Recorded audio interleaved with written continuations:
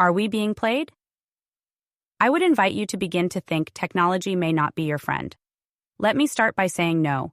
We cannot work our way out of the system of technology. It is here, it is part of our world, and it is here to stay.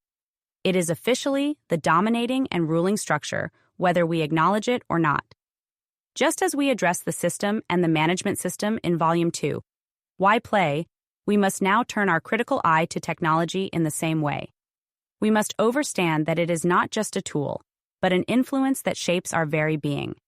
We are unable to change it, and we will not be able to go back and live our lives without technology.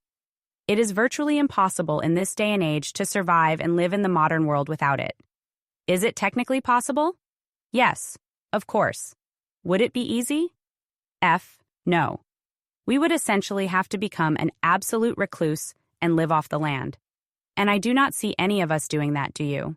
Instead, we are going to adjust our strategy to play within the game once we know and overstand the boundaries. So how did technology become embedded into everything we do? How did it happen that we now literally cannot live without technology?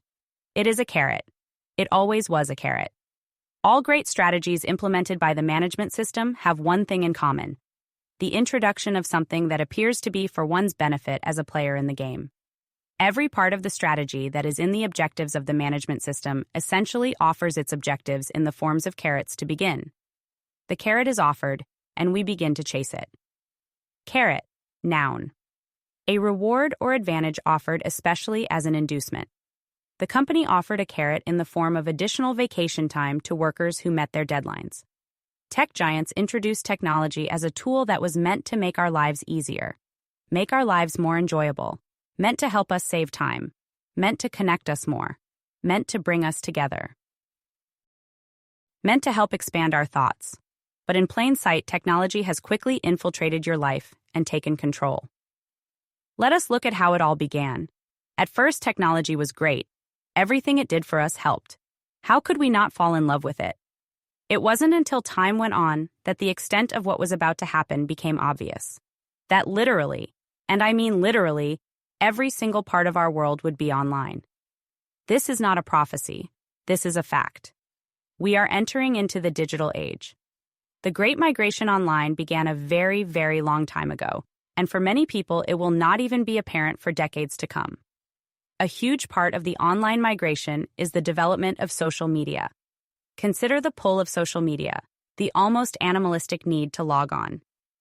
Why do we feel this way? Because of the dopamine hit. Dopamine is a neurotransmitter produced by our brains that plays a significant role in driving our behavior. It is released in various situations, such as when we eat delicious food, engage in sexual activities, exercise, and, most importantly, during successful social interactions. From an evolutionary perspective, dopamine acts as a reward system, reinforcing beneficial behaviors and motivating us to repeat them. The allure of dopamine hits is so strong, we are often willing to pay the price for them. In this case, the price we pay is our attention.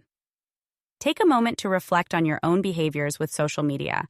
How frequently are you using it? Are you using it with purpose or mindlessly scrolling? Level complete. Continue to the next lesson.